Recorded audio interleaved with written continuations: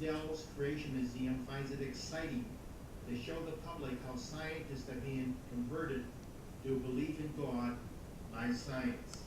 Some of the interesting things we'd like to show you that are there are a lot of different topics, but this one here we'd like to talk a little briefly about the atom and the DNA and what some scientists are seeing regarding that. An interesting book on the internet for you to get download is Nobelist.net. It has 50 Nobel laureates who now, as scientists, believe in God. These are professors at some of the top universities in our nation: Harvard, Oxford, Cambridge, Princeton, U.S. San Diego, and many other universities. They're professors, and they, in their fields, are studying things of science and have come to the conclusion that it points to a creator, it points to God.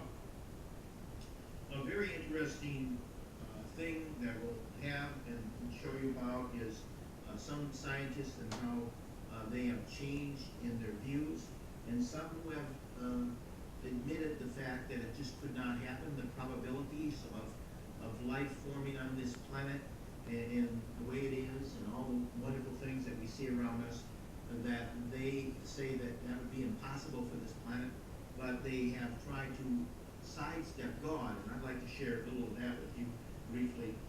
One man who is well known, called the father of modern genetics, his name is Dr. Francis Crick. He has received the Nobel Prize for the discovery of the DNA. As I mentioned today, we'll talk a little bit about DNA, and he's a discoverer of that. We'd like to see what he has to say about looking at that, the DNA, which is a very interesting thing, and you can do a search on DNA on the internet, and it's just mind-boggling. He writes in his book, The Father of Modern Genetics, the Discoverer of DNA, he says, "An honest man armed with all the knowledge available to us today could only state in some sense the origin of life appears at a moment to be an almost a miracle. So many are the conditions which would have to have been satisfied to get it going. This is the father of modern genetics, discoverer of the DNA." He says so many, it just seems like it'd be a miracle. So what does he do with this? He does what a lot of scientists do with information that's showing them that it had to have a creator, but do not want to go that route. He said in both 1973, 1983, and 1992, in Scientific America and other places, that he says that some extraterrestrial civilization from another solar, because of fear of extinction, decided to seed the earth. That's his idea of how everything came to be. Another fella, scientist that had a similar idea and wrote a book, Sir Fred Hoyle, wrote this book with the help of another man, Evolution from Space.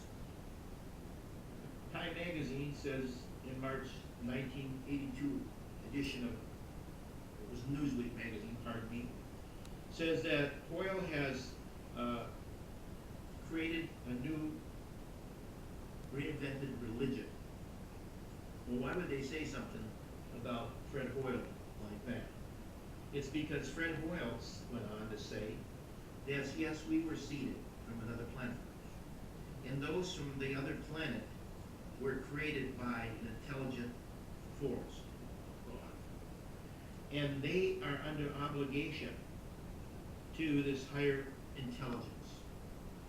But we aren't, because see, we were seeded by the people that were created by their higher intelligence, and so they just passed on his creation, and so we have no obligation to this higher intelligence, which would be God.